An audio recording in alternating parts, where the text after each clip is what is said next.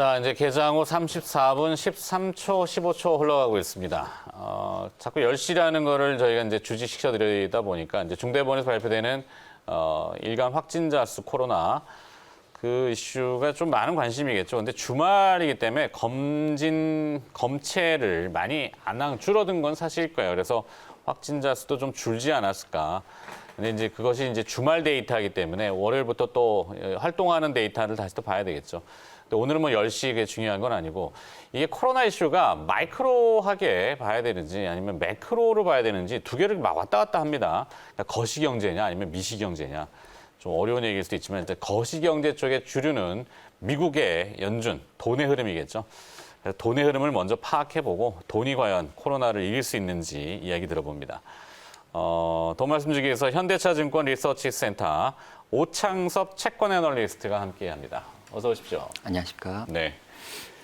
자, 지난주 목요일에 FOMC 의사록이 공개가 됐어요. 시장이 크게 뭐 실망을 했다라고도 표현 나오는데 문구를 이렇게 쭉 분리해 보면은 실망할 건 아닌데 표현 자체는 그렇게 그냥 기사 타이틀이 써졌더군요.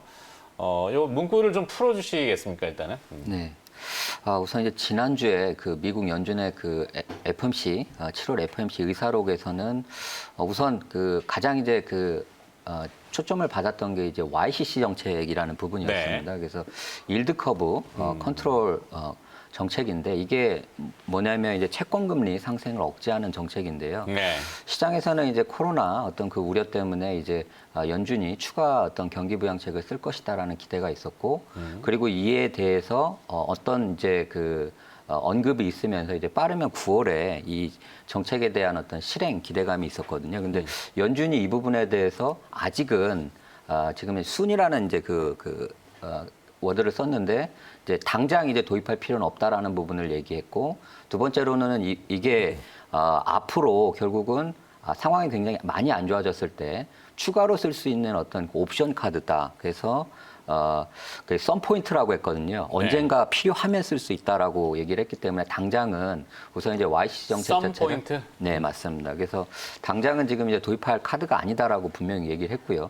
여기에 대한 이유는 뭐냐면 기존 이제 쓰고 있던 어떤 정책들의 여력이 아직 많이 남아 있는데 YCC 정책까지 쓸 정도는 지금 아직 상황은 아니고 YCC를 쓰게 되면 유동성이 지금 과잉 지금 그 공급 우려가 있는데 이 부분을 더 심화시킬 수 있기 때문에 지금 도입할 제도는 아니다라고 얘기를 했습니다. 네.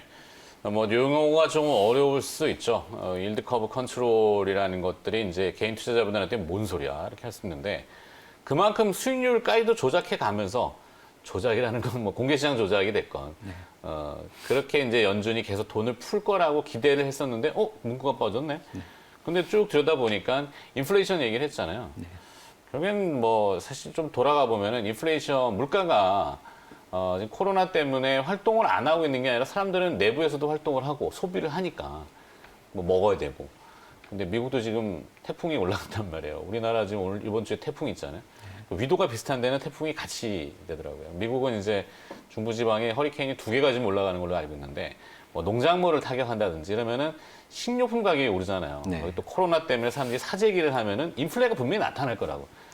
그러니까 연준은 인플레가 나타날 걸 분명히 알고 있잖아요. 그런데도 불구하고 인플레이션이 있어도 일드 캡이라는 걸 딱 씌워놓고 돈을 회수해 가지 않을 거야. 이렇게 했는데 사람들은 실망했다라고 표현하니까. 네. 제가 보기에는. 네, 맞습니다. YCC라는 거를 너무 이제 집중해가지고 할 필요는 없는데 하여튼 연준의 의도는 쭉 읽어보면 되는데 실제 그 채권 수익률이 나타나는 지표들 보면은 시장금리는 오히려 내려가고 있잖아요. 이건 어떻게 좀 풀어봐야 될까요? 예, 지금 이제 전 세계 이제 좀 채권 금리를 좀 보게 되면 우선은 한국 같은 경우에는 최근에 채권 금리가 조금 오르고 있습니다. 네. 근데 이제 뭐 대표적인 미국이라든지 호주 채권 금리는 오히려 7월 FOMC 이후에 하락하고 있거든요. 이 부분은 이제 그 크게는 이제 두 가지 부분을 반영한다고 보는데요. 우선 미국 같은 경우는 지금 이제 아까도 말씀하셨듯이 이제 그 대규모 유동성 공급에 의해서 인플레이션이 앞으로 굉장히 많이 높아질 거다라는 부분이 그래서 이제 채권 금리의 어떤 상승 요인으로 작용을 하고요. 기대 인플레이션. 예, 맞습니다. 두 번째로는 지금 이제 우리나라도 추가 어떤 2차 어떤 그 경기 부양책 또 이제 추가 지원금 얘기가 나오고 있는데 지금 각국 정부들이 결국 재원이 없거든요. 결국 이렇게 추가 어떤 경기 부양책을 쓰기 위해서는 반드시 국채 발행이 늘어나야 되고 이러한 부분들이 수급 우려를 높이는 요인으로 됩니다. 그래서 뭐 인플레이션이 높아진다 또 이제 채권 발행이 많아진다라는 부분 채권 시장의 악재거든요. 네. 그래서 채권 금리가 상승한다는 거는 채권 가격이 하락한다는 걸 얘기합니다. 그래서 이런 어떤 부분들이 지금 이제 미국이라든지 주요국 채권 금리의 상승 요인으로 지금 작용하고 있었고요. 근데 이제 그 부분보다도 지금 이제 코로나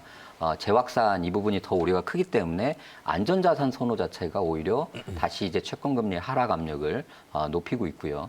국내 같은 경우에서는 이제 그 추가 어떤 그 재난지원금이죠. 2차 재난지원금 관련해서 국채 발행이 늘어날 거다라는 우려 등으로 채권금리가 최근에 좀 상승했습니다. 네.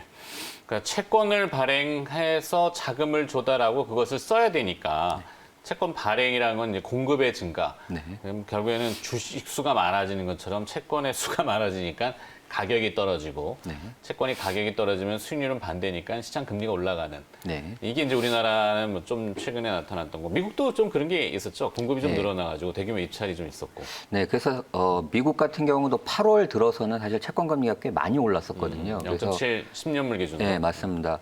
최근에 어떤 변동폭을 감안했을 때는 채권 금리가 큰 폭 상승했었고 이제 그게 피크가 됐던 것이 7월 FOMC 의사록에서 추가 어떤 그 통화 완화 부분에 대한 어떤 기대가 좀 실망으로 되면서 이 채권 금리가 많이 올랐었는데요. 이런 부분들이 전반적으로 지금 코로나 재확산과 함께 다시 이제 안전자산 선호에 이제 영향을 미쳐가지고 채권 금리가 하락하는 결국 채권 가격이 상승하는 상황으로 조금씩 이제 변화하고 있는 것 같습니다. 네. 자, 이제 문제는 미국 연준의 행보에 따라서 각국의 금리 정책들이 동행하는 경향이 있기 때문에 우리나라도 이제 미국 연준의 그 동향을 봐야 되겠죠. 달러 동향도 봐야 되고. 우리의 여력이 좀 있을까? 우리는 지금 코로나 때문에 다시 위축되고 있는데 뭔가 이 재정 정책을 푸는 추경을 더 풀든지 아니면 부양책을 풀든지 그거와 동반해서 하는 이 금리를 더 낮출 수 있을까? 이런 퀘스천이 들거든요. 한국은행의 정책 여력은 더 좁아지지 않았을까? 이런 생각이 드는데. 예, 우선 이제 한국은행도 지금 이제 5월 이제 그 금통위 때 이후부터는 이제 추가 금리 인하에 대한 이제 신중론으로 돌아선 상황입니다. 부동산 때문에 아무래도. 예, 맞습니다. 이제 부동산도 있고 또 하나는 이제 그 미국과 한국의 이제 금리 차 부분인데요. 지금 이제 한국 그 기준금리 같은 경우는 0.5%입니다. 네. 그런데 이제 미국 연방기금금리가 상단을 기준으로 할 때 0.25%. 그래서 이제 5%포인트 1회 이제 추가 금리 인하를 하게 되면 한국과 미국의 기준금리가 이제 수렴을 하게 됩니다. 그래서 이제 아무래도 한국은 이제 그 달러 의존도가 높은 이제 개방 경제다 보니까 기주통화국인 미국과의 어떤 채권금리 자체가 이제 수렴을 한다거나 역전이 되면 이제 좀 자금 유출이나 이런 부분들이 문제가 되기 때문에 한국은행이 이제 실효화한이라는 얘기를 했거든요. 이제 추가로 금리를 낮추기에 굉장히 이제 마지노선까지 왔다라는 거죠. 그래서 이 한국은행이 이제 결국 추가 금리 인하를 하게 되려면 미국이 추가로 우선 이제 금리 인하를 해줘야지. 마이너스 금리로 거의. 네, 맞습니다. 이제 미국이 이제 마이너스 금리 정책 쪽으로 가줘야 이제 우리나라도 순통이 트이면서 추가 금리 인하가 좀 가능한 상황이다라고 좀 보입니다. 네.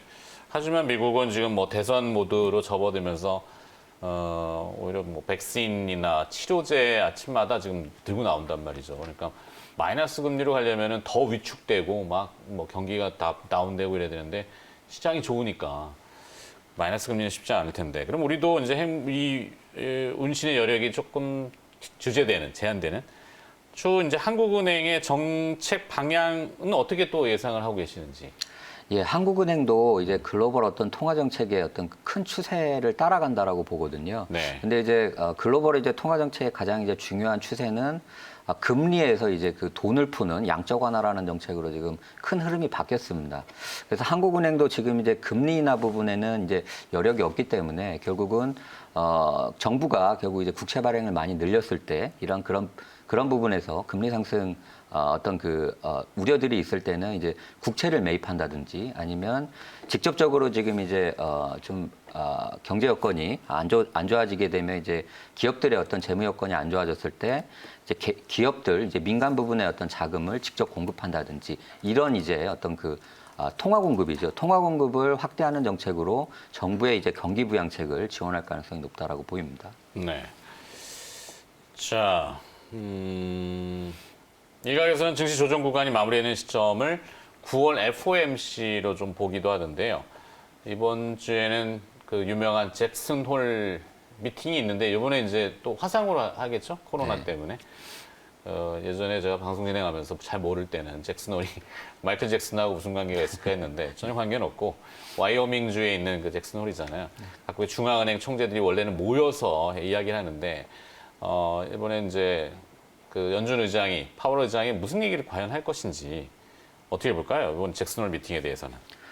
잭슨홀 미팅에서도 결국 이제 미국 경제에서 가장 이제 화두가 되는 결국 이제 코로나 이제 그 확산 우려 부분이 가장 이제 좀 논의의 핵심이 될 것 같고요. 네. 특히 이제 그 코로나가 이렇게 재확산되는데 미국도 지금 이제 금리만 놓고 봤을 때는 마이너스 금리 정책을 도입하기 전까지는 추가로 이제 우선 금리 인하에 나서기가 굉장히 좀 어려운 상황이고요. 그래서 유동성, 특히 통화 공급을 계속해서 확대하는 이런 정책들을 통해서 결국 경기 부양을 지원하는 쪽으로 갈 거다라는 부분이 하나 논의가 될 것 같고요. 두 번째로는 이제 아까도 말씀드렸듯이 인플레이션이 압력이 좀 높아질 것 같은데 이 부분에 대한 이제 그 시장의 우려는 결국 금리 인상해야 되는 부분이 아니냐라고 하고 있는데 이 부분에 대한 이제 그 수정 논의가 지금 진행이 되고 있습니다. 이제 물가 목표제 이제 수정 논의라고 하는데요. 지금 이제 미국 그 연준 같은 경우에서는 PCE 물가라고 해서 그 개인 소비 지출 물가를 기준으로 했을 때 2% 수준을 지금 이제 물가 목표로 정하고 있거든요. 근데 지금은 이제 앞으로 좀 인플레이션이 좀 높아져서 일시적으로 2% 수준에 도달하더라도 뭐 금리 인상을 하지 않을 거다라는 이런 어떤 그 정책적인 이제 수정을 지금 논의하고 있거든요. 그렇죠. 그래서 뭐 이런 유동성 공급을 앞으로 늘려나갈 거다. 그다음에 이제 물가가 인플레이션이 일시적으로 높아지더라도 금리 인상은 상당 기간 자제할 거다. 이런 부분에 대한 어떤 언급이 있을 거라고 보입니다. 예. 시장에 반대되는 내지는 시장을 역행하는 이런 충격을 줄 가능성은 매우 낮고 오히려 시장 친화적인 멘트들이 연이어질 것이다. 이렇게 보는 게 맞나요? 네, 그렇습니다. 네. 아직까지는 트럼프 대통령의 입김이 강하기 때문에 네.